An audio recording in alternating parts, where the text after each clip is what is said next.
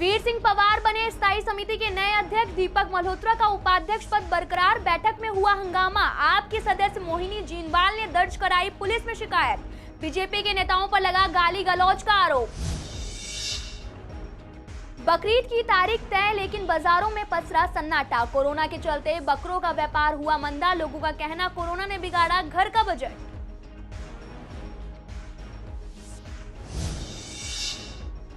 संजय झील के सरोवर में नहीं एक भी बतख। बतखों ने ना होने से संजय झील में लोगों का आना जाना हुआ कम।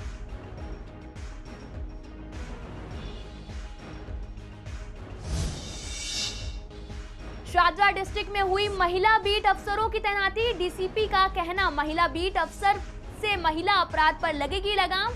महिला बीट अफसरों का कहना, महिला सुरक्षा हमारी प्राथमिकता। One nation one ration card योजना के तहत मिल रहा फायदा। दूसरे राज्यों में आने वाले लोगों को हो रहा लाभ। अप्रैल से इस योजना के तहत सीमापुरी में बांटा जा रहा राशन। नमस्कार, मैं आपके साथ अंकिता पाल। आप सभी का पूर्वी दिल्ली खास में एक बार फिर से स्वागत है। शुरुआत करते हैं खबरों की। पूर्वी दिल्ली नगर निगम के स्थायी समिति की मीटिंग में शुक्रवार को जबरदस्त हंगामा हुआ। बीजेपी के वीर सिंह पवार अध्यक्ष और दीपक मल्होत्रा बिना मुकाबले के उपाध्यक्ष चुने गए हैं। जैसे ही सीमापुरी वार्ड से पार्षद वीर सिंह पवार स्थायी समिति के चेयरमैन बने, उन्हें डिप्टी चेयरमैन दीपक मल्होत्रा का नाम पुकारा। शोरगुल शुरू हो गया। दरअसल मीटिंग में पवार के समर्थक बहुत बड़ी संख्या में आए थे। स्थायी समिति की बैठक में बाहरी लोग भी शामिल नहीं हो सकते थे, लेकिन चुनाव को देखते हुए पवार का अभिनंदन करने से इरादे से बड़ी संख्या में लोग जुटे हुए थे। आपको बता दें कि पवार ने अपने भाषण में उत्तराखंड का आभार व्यक्त करते हुए उन बाहरी लोगों के नाम भी लिए। यही नहीं, उन्होंने बीजेपी की उपलब्धियों को भी गिनाना शुरू किया। आम आदमी पार्टी की सदस्य मोहिनी जीनवाल ने भी इसका विरोध किया। उन्होंने कहा कि यह बीजेपी का मंच नहीं है, लेकिन उनके यह कहते ही नारेबाजी और जोर से शुरू हो गई। बीजेपी के कई पार्षद भी इस नारेबाजी में शामिल हो गए। वे मोहिनी जीनवाल की सीट की तरफ बढ़ने लगे और उन्हें चुप कराने की कोशिश करने लगे। इस पर मोहिनी जीनवाल ने पुलिस को बुला लिया। उन्होंने आरोप लगाया कि बीजेपी नेताओं ने उनके साथ गाली गलौज की और उनकी तरफ हमले के लिए बढ़ रहे थे। इस तरह से उन्हें असहज महसूस हुआ। उन्होंने नेता सदन और स्थायी समिति के अध्यक्ष के नाम की भी शिकायत की है। एमसी को इन 4 सालों में अच्छी तरह समझें, क्योंकि विभिन्न दायित्वों पर रहा हूं और मेरे पूर्ववर्ती जो भी जितने भी अध्यक्ष रहे हैं उनका सबका साथ मेरे साथ है। पूर्व मेयरों का, वर्तमान मेयर का, नेता सदन का मेरे साथ है। पार्टी का मेरे साथ है। पार्टी के जो निर्देश होंगे, जो ईस्ट दिल्ली म्यूनिसिपल कॉर्पोरेशन के लिए अच्छा होगा। और अभी जो कमिश्नर हैं, विजनरी कमिश्नर है, मेरा पूरा साथ देंगे, ऐसे मुझे आशा है। मैं ये बोल नहीं सकता हूँ, उत्तराखंड के हजारों आदमी मेरा है, क्या मैं उनको एड्रेस नहीं कर सकता हूँ? मेरा हाउस है, मैंने उनको एड्रेस किया। इसमें कोई विरोध करे, मैंने क्या लेना विरोध से? मैंने विरोध को नहीं, उनका काम तो विरोध करना, मेरा काम कहना। जो लोग मीलों दूर पहाड़ से चलकर यहाँ दिल्ली में आए हैं, क्या उनको मैं एड्रेस नहीं कर सकता था? पहाड़ से चल करके 10-15 बसें भर के आई है उत्तराखंड से, तो क्या मैं उनको एड्रेस भी नहीं कर सकता हूँ? यहाँ पर मेरी जिम्मेदारी, मॉरल रिस्पॉन्सिबिलिटी बनती है। वो लोग मेरे लिए यहाँ पर आए, मैं उनको एड्रेस करूँ। जो भी कार्य हमारे पेंडिंग थे, स्टैंडिंग कमेटी में रुके हुए थे काफ़ी समय से, उसको पूरा करेंगे और पूर्वी दिल्ली की जनता के विकास के लिए लगातार कार्य करेंगे। मैंने इस समय लेटर दिया हुआ है, मैं विशेष उसको महत्व दूंगा कि जो लाइसेंस की फ़ीस बढ़ाई गई है, मैं उसको अवश्य कम करा के रहूँगा। कमिश्नर साहब से निवेदन भी करूँगा, नहीं तो स्टैंडिंग कमेटी के अंदर से पास करा के लाइसेंस की फ़ीस इस कोरोना काल के अंदर जो बढ़ी गई है और उसे कम कराऊंगा। किसी का चालान अभी नहीं कटेगा, ये मैंने कह दिया है। कैमरे जो हमारी फाइल रुकी हुई है स्कूल में लगने की, वो और लाइसेंस की फ़ीस, ये 2 काम में सबसे पहले। इस वक्त जो कोविड महामारी चल रही है, उसके अंदर 50 लोगों की परमिशन भी किसी कार्यक्रम करने की नहीं है, लेकिन उन्होंने 600-700 के बीच में जो लोग बुला रखे थे, आम जनता, बीजेपी के कार्यकर्ता, उनको वहाँ बैठने की परमिशन दिलवाई। और सीधा ये कि जब मैं अकेली सिंगल आम आदमी पार्टी की तरफ से काउंसलर हूँ, वहाँ जब मैं बोलना शुरू किया, मैंने विरोध जताया अपना कि भाई आप लोग, ये सम्मानित कुर्सी है, इस कुर्सी पे बैठने के लिए कि कोई भी इस कुर्सी पे जो बैठेगा वो किसी दल की बात नहीं करेगा, वो पूरी जनता, पूरी दिल्ली के लोगों की बात करेगा। उन्होंने केवल उसको भाजपाकरण किया गया और पूरी भाजपा के लिए वहाँ वोट भी मांगे गए उत्तराखंड के लोगों से। स्टैंडिंग कमेटी कमेटी के चेयरमैन हैं उनके नाम दर्ज कराई है, और जो उनके जितने भी उनके सदस्य हैं उनके नाम दर्ज कराई है। नेचुरल है, जिनका चुनाव था या जिनको बनना था उनके साथ उनके संपे था, उनके यारे प्यारे दोस्त मित्र आ जाते हैं, मैं ऐसा कुछ नहीं है।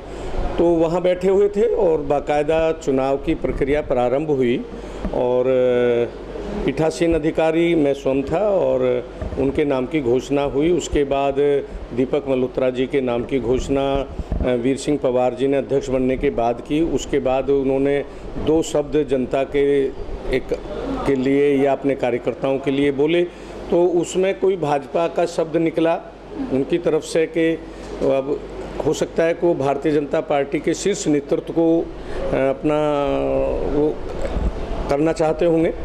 21 जुलाई को बकरीद है, लेकिन इस बार भी बकरीद पर कोरोना का ग्रहण लगा हुआ है। आपको बता दें कि पूर्वी दिल्ली के खुरेजी में बकरे ना बिकने की वजह से व्यापारी काफी परेशान हैं। व्यापारियों का कहना है कि कोरोना की वजह से इस बार काम बिल्कुल हल्का है। व्यापारियों ने गली में घूम घूम कर बकरे बेच रहे हैं, पर खरीदने वाला कोई भी नहीं है। वहीं जब हमारे संवाददाता अहरार ने लोगों के इस बारे में बात की तो लोगों ने कहा कि कोरोना से जैसे तैसे तो उभर पाए थे कि कोरोना की दूसरी लहर ने व्यापार, नौकरियां सब कुछ बर्बाद कर दिया। अब ऐसे में पैसों की किल्लत भी है और बकरे भी काफी महंगे हैं, जिसे खरीदारी करना काफी मुश्किल है। कमी तो नहीं है, खैर ये लॉकडाउन चल रहा है और कोरोना का डर है, समझे। हमारी ईद भी ऐसी गई है, वो भी अपना लोगों ने घरों में नमाज़ पढ़ी थी। रमज़ान भी ऐसी गए, बकरा ईद भी ऐसी जा रही है, क्योंकि कोरोना इतना फैला हुआ है कि दिल्ली में तो कम हो रहा है, मगर फिर भी सब लोग मुस्लिम भाई जितने भी हैं सब लॉकडाउन का पालन कर रहे हैं। सब अपना सोशल डिस्टेंस में नमाज़ पढ़ रहे हैं और अपना दूरी बनाए हुए हैं सब। ऐसा ना लॉकडाउन चला है, जैसे लोगों का पैसा नहीं है तो इसलिए बकरे लोग कम ला रहे हैं, समझे, क्योंकि लॉकडाउन के उससे काम धंधा बिल्कुल सब चौपट हो गया हर किसी का। नहीं, अभी ना ज़्यादा महंगे हैं ना वैसे सस्ते हैं, बस ठीक ठाक है, क्योंकि अभी बकरा आ नहीं रहा है अभी, और कारोबार की वजह से अभी लोगों के पास बिल्कुल पैसा नहीं है। जिसके पास पैसा है तो वो अपना बचा कर चल रहा है, जिसके वजह से लोग अभी कुर्बानी नहीं कर पा रहे हैं। देखें, ये मुसलमानों का सबसे बड़ा त्यौहार है और इंटरेस्टेड तो हर इंसान है, हर इंसान क्या नाम है कुर्बानी करना चाहता है, लेकिन मजबूरी है, मजबूरी के आगे क्या नाम है नहीं कर पा रहा है इंसान। ईद की नमाज़ पढ़ी जाएगी, लेकिन जैसे हुकूमत के ऑर्डर हैं, डिस्टेंस का अच्छी तरह से ख्याल रखा जाए। रौनक तो बहुत कम है भाई, जब पब्लिक में पैसा होगा तभी तो बाहर को निकलेगी। इस वक्त पैसा नहीं, मार्केट में पैसा नहीं है बिल्कुल भी, और लोग कारोबार से पूरी तरह टूटे हुए हैं, इसलिए बकरे की मंडी बिल्कुल मंदी है इस वक्त, बहुत बुरे। जनवरी के महीने में राजधानी में बर्ड फ्लू ने दस्तक दी थी, जिसके चलते शहर के कुछ सरोवरों में बतखों की मौत हो गई थी। लेकिन बर्ड फ्लू आए हुए 6 महीने बीत चुके हैं, फिर भी सरोवर अभी तक बतखों की कमी बरकरार है। ऐसे में संजय झील का सरोवर अभी तक बतखों में ना होने से सूना पड़ा हुआ है। आपको बता दें कि बर्ड फ्लू के आने के पहले यहाँ पर तकरीबन 371 बतख थी और लोग बतखों के चलते सरोवर झील में अपने परिवार और बच्चों के साथ घूमने आया करते थे। बर्ड फ्लू ने यहाँ तक कि कुछ बतखों को भी जकड़ लिया था और यहाँ घूमने आने वाले लोगों पर बर्ड फ्लू का खतरा मंडराने लगा था। इस वजह से यहाँ बाकी की जो बतखें हैं उन्हें मार दिया गया था। अभी तक बतखों से गुलजार रहने वाले संजय झील बिना बतखों के सूना पड़ा हुआ है। महिलाओं ने अपने प्रयास से हर जगह एक नया मुकाम हासिल किया है और आज हर क्षेत्र में अपने काम को लेकर नाम हासिल कर रही हैं। अभी हाल ही में दिल्ली पुलिस में महिला पुलिसकर्मियों की भूमिका को बढ़ाते हुए पहली बार उन्हें बीट अफसर की अहम जिम्मेदारी दी गई है। शाहदरा जिले में हर थानों में महिला पुलिसकर्मियों की तैनाती बीट अफसर के पद पर की गई है। आपको बता दें कि बीट में कई महिला पुलिसकर्मियों की तैनाती की गई है। इन बीट अफसरों पर न केवल अपराध की बल्कि घटनास्थल पर जाकर मुआयना करने की भी अहम जिम्मेदारी सौंपी गई है। वहीं एडिशनल डीसीपी ने जानकारी देते हुए कहा कि महिला बीट अफसर तैनात करने से महिला अपराध पर अंकुश लगाया जा रहा है। साथ ही वहीं महिला बीट अफसर का कहना है कि मेल बीट अफसर के मुताबिक कोई भी महिला शिकायतकर्ता हमसे अपने शिकायत करने से सहज महसूस करेगी। बीट स्टाफ में लेडीज़ को लगाने का हमारा मकसद ये है कि जो भी लेडी कंप्लेनेंट आती है या लेडी या बच्चे या जो महिला आती है, स्टूडेंट्स हो या ऐसे, तो उनको उनसे संपर्क करना कन्वीनियंट रहेगा मेल काउंटरपार्ट से। तो हमें बीट स्टाफ में लेडीज़ को यही उम्मीद से लगाया गया है कि जो भी लेडी कंप्लेनेंट आती है वो सीधा उनके पास as a first hand responder उनसे संपर्क कर ले। अगर उनसे असिस्टेंस मांगेंगे तो वो उनको सब तरह का असिस्टेंस करने की कोशिश करेगी, चाहे वो ईव टीजिंग के मामला में हो, चाहे वो घरेलू झगड़ा के मामले में हो या कोई मेजर इशू हो, तो उसको फर्स्ट हैंड रिस्पॉन्डर की तरह एक हेल्प करने की कोशिश करेगी हमारा बीट स्टाफ। अब महिला जो स्टाफ बीट में लगी है वो इंटरेस्ट ले रही है बीट में जाके काम करने के लिए। जो भी इंटरेस्टेड है हम अपने तरफ से कोशिश यही करते हैं कि उनको फील्ड में लगाए और मैक्सिमम लेडी स्टाफ को फील्ड में डालने की कोशिश हमारी रहती है। बट स्टाफ को भी हम मोटिवेट करते हैं कि ज़्यादातर फील्ड में लगे, बीट में लगे, ताकि हमारा वर्क फोर्स जो है और लेडीज़ का प्रेजेंस बेसिकली रोड पे, स्ट्रीट पे लेडी स्टाफ का प्रेजेंस जो है बढ़े। तो स्टाफ भी इंटरेस्टेड है, उनको हमने बीट में लगाया है, पहले से लगे हैं और आजकल और भी मोटिवेट कर रहे हैं, तो वो भी आगे आके बीट में लगने की इंटरेस्ट दिखा रहे हैं। ये बहुत ही अच्छा इनिशिएटिव है गर्ल्स को आगे बढ़ाने के लिए। और कई बार होता है इस तरीके से कि बहुत सारी महिलाएं थाने तक नहीं पहुंच पाती। अगर वो अपने क्षेत्र में सिपाही महिला ही पाएंगी तो हो सकता है कि जो प्रॉब्लम वो नहीं बता पा रही उन्हें अपने इलाके में देख के वो बता सकेंगी। मैम, आपके ऊपर खासकर जिम्मेदारी सब इंस्पेक्टर की भी है और बीट अफसर की भी है, तो कैसे मैनेज किया जाता है इन दोनों को और खासकर घर को साथ में? सर ये तो थोड़ा सा यही कहेंगे टाइमिंग वाली बात है, तो दोनों तरफ हमें टाइम मैनेजमेंट करके चीज़ों को मैनेज करना पड़ता है। मॉर्निंग में अपना टाइमली सारी चीज़ें, घर के जितनी भी ड्यूटीज़ हैं उन्हें परफॉर्म करके हम थाने आते हैं। फिर थाने की जितनी भी चीज़ें हैं उनको टाइमली परफॉर्म करके फिर दोबारा अपने घर की ड्यूटी के लिए चल देते हैं। महिलाएं जो जेंट्स को जो प्रॉब्लम नहीं बता सकती वो हमें बता सकती हैं, क्योंकि जेंट्स को बताने में उन्हें कोई प्रॉब्लम होती है तो वो हमें बता सकती हैं। जो फीमेल्स कंप्लेनेंट होती हैं ये उनके लिए भी अच्छा है कि वो हमसे कंफर्टेबल है हमारे साथ, और दूसरा हमारा कॉन्फिडेंस बूस्टअप होता है ऐसे कि हम फील्ड में जॉब कर रहे हैं, मेल्स के बराबर खड़े हो रहे हैं और इसी तरह से काम कर रहे हैं। महिला बीट कांस्टेबल बनने से पब्लिक को फ़ायदा मिल रहा है कि जैसे उन्हें कोई प्रॉब्लम होती है, जैसे कोई भी प्रॉब्लम घरेलू हो या बाहर किसी ने छेड़छाड़ की, तो वो महिला से आराम से बोल पाती हैं।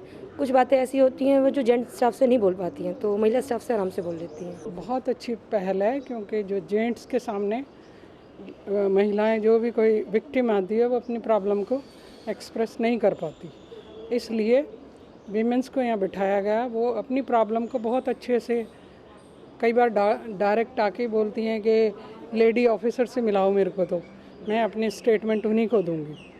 तो वो बहुत अच्छा होता है उनके लिए कि वो अपनी सारी बात खुल के बताओ। कृष्णानगर में लोगों के लिए निशुल्क स्वास्थ्य परीक्षण कैंप लगाया गया है, जिसमें तकरीबन 70 लोगों ने अपने स्वास्थ्य की जांच कराई है।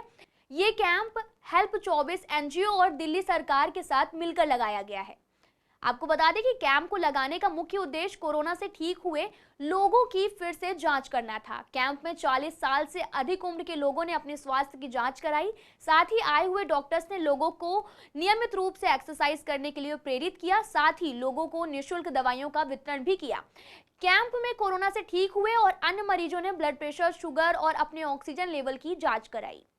देखिएगा, सबसे पहले मैं हेल्थ 24 लवली सानी जी का धन्यवाद करूंगा कि जो समय समय पर कैंप लगवाते रहते हैं, लोगों की सेवा कर रहे हैं। क्योंकि किसी को एक मेडिकल सुविधा देनी बहुत बड़ा कार्य है कि लोग अपने घरों से दूर जाना पसंद नहीं करते हैं। कि घर के पास ही कैंप लगाए इन्होंने, महिलाएं भी आ रही हैं, बच्चे भी आ रहे हैं। पैदल डिस्टेंस है, बिल्कुल इतना दूर नहीं है जिससे लोग अवॉइड नहीं करते हैं। तो यहाँ पर मेडिसिन भी दी जा रही हैं, सारे टेस्ट हो रहे हैं। जी हाँ, ये दिल्ली सरकार की तरफ से एक हमें लोगों को एक प्रपोजल आया था कि आप कैंप लगवाइए जो लोग कोरोना से ठीक हो चुके हैं। तो हमारे स्थानीय विधायक श्री एस के बग्गा जी के आह्वान पर हम लोगों ने कैंप लगवाया है और इसमें एसडीएम साहब की भी टीम आई हुई है, उनका भी बहुत सहयोग मिला हमें काफ़ी समय से शिकायतें मिली थी कि कोरोना के बाद कुछ लोगों को जैसे स्मेल नहीं जा रही, किसी को चक्कर आ रहे हैं, कुछ इस तरीके की समस्याएं आ रही थी। तो हम लोगों ने विचार किया कि इसके ऊपर एक कैंप लगाया जाए। जो लोग कोरोना ठीक भी हो चुके हैं या कोरोना में चल रहे हैं अभी, उन लोगों का इलाज किया जाए और उनको फ्री सेवाएं दी जाए। ये पहले तो हम विधायक जी का धन्यवाद करेंगे उसके बाद ये बताएंगे कि कुछ लोगों को, कुछ पेशेंट हमारे पास ऐसे हैं जिनको एलर्जी की प्रॉब्लम आई है, किसी को खांसी की प्रॉब्लम है।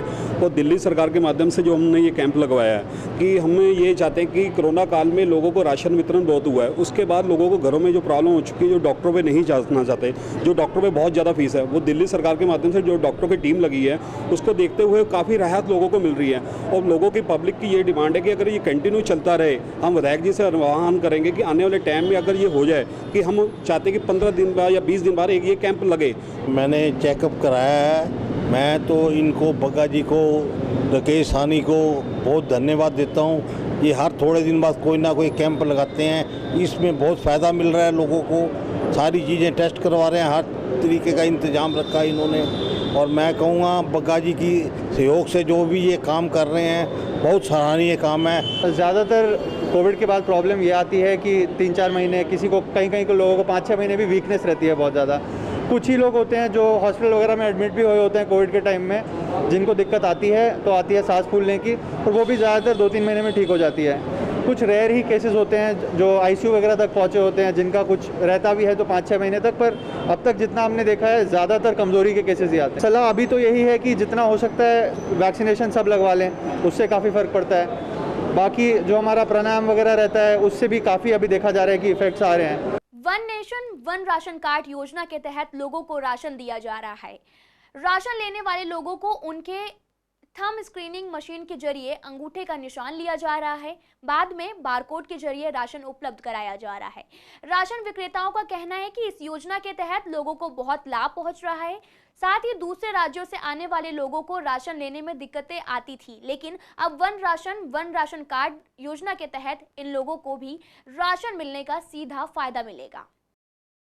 और अप्रैल माह से इस मशीन से, ई पोस्ट मशीन से राशन वितरण कर रहे हैं। जितने मेरी कार्डधारी है, कार्डधारी भी खुश हैं इससे और हम भी खुश हैं, क्योंकि इस मशीन के अंदर वाईफाई लगा हुआ है ऑलरेडी। आपको वाईफाई लेने की कहीं ज़रूरत नहीं है। प्लस ये मशीन है, शुरू में इसमें खोल दोगे तो इसमें मशीन के खोल स्टार्ट ऑप्शन आएगा। स्टार्ट आने के बाद IMPDS जो बाहर स्टेट के कार्ड है, प्लस हमारे दिल्ली की जो कार्ड है वो खुल जाएगा। शुरू में इसमें दुकानदार यहाँ पे पंचिंग करेगा, यहाँ पे पंचिंग करने के बाद ये मशीन खुल जाएगी। फिर उसमें कार्ड नंबर लिखा आएगा, उसमें कार्ड नंबर डालते ही उस कार्ड की डिटेल आ जाएगी। इस मेंबर 5 मेंबर है, 6 मेंबर है, 7 मेंबर है। जो भी राशन लेने आएगा उस पर हम क्लिक करेंगे और उसको राशन दे देंगे, जितनी उसकी गेहूँ चावल होगा। नहीं, सिर्फ जिसमें राशन कार्ड, क्योंकि दिल्ली में जो राशन कार्ड है वो राशन का नंबर डालोगे, आधार कार्ड से नहीं होगा, क्योंकि राशन कार्ड डालते ही उसकी डिटेल खुल जाएगी।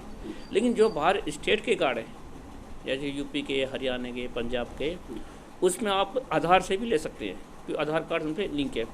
अगर उन पर राशन कार्ड नहीं है बाई चांस, या उनसे मिसप्लेस हो गए, तो आधार कार्ड लाए, हम डालते नंबर तो उनका कार्ड डिटेल पूरी जाती है। इस मशीन से लोगों को फ़ायदा बहुत मिल रहा है, क्योंकि यहाँ पे ज़्यादातर लोग गरीब लोग हैं, बाहर से आए हुए हैं, उनको राशन आराम से मिल जाए, कोई दिक्कत नहीं है। वो अपना कार्ड लेके आते हैं या आधार कार्ड लाते हैं, जो भी बाहर के लोग, वो अपना आधार कार्ड हमें देते हैं, हम उनका इसमें नंबर फीड करते हैं, उनका डिटेल खुल जाती है, वो अंगूठा लगाते हैं हमारे मशीन पे यहाँ पे, और उनको राशन मिल जाता है। अप्रैल माह से जुलाई, मतलब जून तक इस मशीन से राशन मिला है। जुलाई माह का राशन बंटना भी शुरू नहीं हुआ, वो भी इस मशीन से ही बटेगा, पोस्ट मशीन से। सीबीएसई ने अभी हाल ही में स्कूलों को 10वीं और 12वीं के छात्रों के मार्क्स जो हैं वो अपलोड करने के लिए कहा है। मार्क्स अपलोड होने के बाद अंतिम तारीख 23 जुलाई सुनिश्चित की गई है। आपको बता दें कि आदेश के बाद स्कूलों ने टीचरों की एक कमेटी को बना दिया है, जिसमें तय समय में छात्रों के मार्क्स वेबसाइट पर अपलोड करने के लिए कहा गया है। वहीं इस जानकारी देते हुए टीचर्स ने बताया कि 10वीं और 12वीं के बच्चों को बेस्ट 3 सब्जेक्ट के आधार पर मार्क्स दिए जाएंगे। हम प्रयास कर रहे हैं कि जल्द से जल्द मार्क्स अपलोड किए जाएं ताकि तय समय में बच्चों का रिजल्ट आ सके। 12th क्लास के जो मार्क्स अपलोड हो रहे हैं उसके लिए सीबीएसई की जो गाइडलाइंस आई हैं उनके अनुसार मॉडरेशन करना है। बच्चों के 10th और 11th के जो मार्क्स आए हैं उसमें बेस्ट 3 सब्जेक्ट्स के जितने भी जो भी सब्जेक्ट बेस्ट 3 रहे हैं उनके मार्क्स के एवरेज के हिसाब से बच्चों को मार्क्स देने हैं।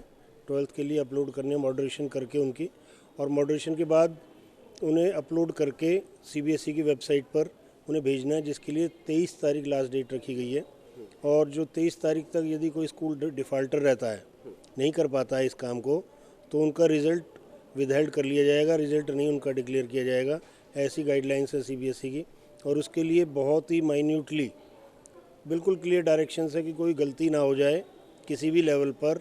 तो इसीलिए स्कूल लेवल पर कमेटी बनाई गई हैं। तो 10th क्लास में जो बोर्ड में उनका रिज़ल्ट आया है उसके मार्क्स लिए जाएंगे, और 11th में क्योंकि फाइनल के अगर एग्ज़ाम किसी बच्चे ने नहीं दिए हैं, केवल 3 ही पेपर दे पाया है वो, या 2 ही पेपर दे पाया है, तो उसके जो प्री बोर्ड के एग्ज़ाम हैं या क्लास टेस्ट हैं या असेसमेंट हैं बच्चों की, उनको ऐड करके उनसे फिर रिज़ल्ट को बनाया जाएगा। एज पर CBSE गाइडलाइंस इसकी जो लास्ट डेट है वो 23 जुलाई है, और स्कूल लेवल पे हमने एक एग्जामिनेशन कमेटी बनाई है जो बच्चों की बेस्ट परफॉर्मेंस, जैसे कि 3 सब्जेक्ट में यदि बेस्ट परफॉर्मेंस है उनके आधार पर बाकी सभी नंबरों सभी उसमें उनका एवरेज निकाल कर बाकी सब्जेक्ट के नंबर दिए जाएंगे। कभी कभी ऐसा भी होता है कि 2 में अच्छे हैं तो 2 के हिसाब से दिए जाएंगे। यदि एक बच्चा बेस्ट परफॉर्मेंस कर रहा है एक सब्जेक्ट में, बाकी उसने एग्ज़ाम नहीं है, तो उसके अनुसार सारे नंबर दिए जा रहे हैं।